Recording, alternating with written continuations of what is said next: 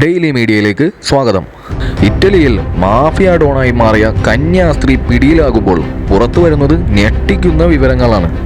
നേരത്തെ ജയിലുകൾ സന്ദർശിച്ച് ക്രിമിനലുകളെ സഹായിക്കുകയായിരുന്നു ഇവർ ചെയ്തിരുന്നത്.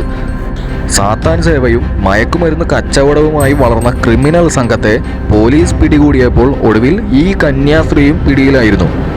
ഇറ്റലിയിലെ വടക്കൻ നഗരമായ ബ്രസിയയിലാണ് ഇവരുടെ സംഘം പ്രവർത്തിച്ചിരുന്നത്.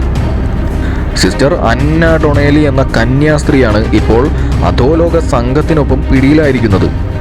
ഇറ്റലിയിലെ മിലാൻ നഗരത്തിലുള്ള സാൻ വിറ്റോർ ജയിലിൽ നേരത്തെ ഇവർ തടവുകാർക്കായി സന്നദ്ധ പ്രവർത്തനം നടത്തുകയായിരുന്നു. ജയിൽ സന്ദർശനത്തിനിടയിൽ ഇവർ പരിചയപ്പെട്ട അധോലോക നേതാക്കൾക്കായി പിന്നീട് ജയിലിന് പുറത്തെ അധോലോക രാജാക്കന്മാരുമായി ബന്ധപ്പെടുത്തിയിരുന്നത് ഇവരായിരുന്നു എന്നാണ് പറയപ്പെടുന്നത്.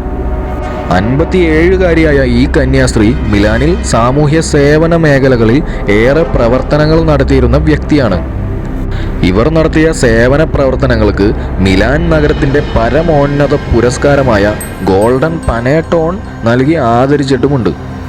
ജയിലിൽ സന്നദ്ധ പ്രവർത്തനം നടത്തുന്ന വ്യക്തി എന്ന നിലയിൽ തടവുകാർക്കിടയിൽ മികച്ച ബന്ധമുണ്ടാക്കാൻ കഴിഞ്ഞ ഇവർ ജയിലിൽ കഴിയുന്ന തടവുകാരും പുറത്തുള്ള അധോലോകവുമായുള്ള ബന്ധത്തിലെ കണ്ണിയായി പ്രവർത്തിച്ചു എന്നാണ് പോലീസ് പറയുന്നത്. കന്യാസ്ത്രീ എന്ന ആത്മീയ പരിവേഷം ഇവർ ദുരുപയോഗപ്പെടുത്തി എന്നാണ് പോലീസ് ആരോപിക്കുന്നത്.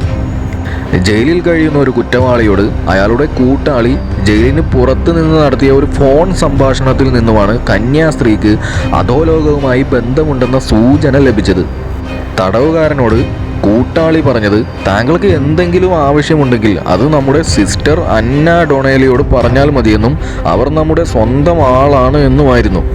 എന്നാൽ കന്യാസ്ത്രീയുടെ അഭിഭാഷകൻ സംഭവത്തെക്കുറിച്ച് ഇനിയും പ്രതികരിക്കാൻ തയ്യാറായിട്ടില്ല. എന്ത്രാൻ ഘേട്ട എന്നറിയപ്പെടുന്ന മാഫിയ സംഘവുമായിട്ടാണ് കന്യാസ്ത്രീക്ക് ബന്ധമുണ്ടായിരുന്നത്. 4 വർഷം മുൻപാണ് ഈ അധോലോക സംഘം പ്രവർത്തനം ആരംഭിച്ചത്. 2 പ്രാദേശിക രാഷ്ട്രീയ നേതാക്കളും ഇതുമായി ബന്ധപ്പെട്ട് അറസ്റ്റിലായെന്ന് ഇറ്റാലിയൻ പോലീസ് അറിയിച്ചു. ഇവരിൽ നിന്ന് 1.8 മില്യൺ യൂറോയും പിടിച്ചെടുത്തിട്ടുണ്ട്. പിടിയിലായ രാഷ്ട്രീയ നേതാക്കൾ ഇറ്റലിയിലെ ഭരണകക്ഷിയിൽപ്പെട്ടവരാണെന്നും പറയപ്പെടുന്നു.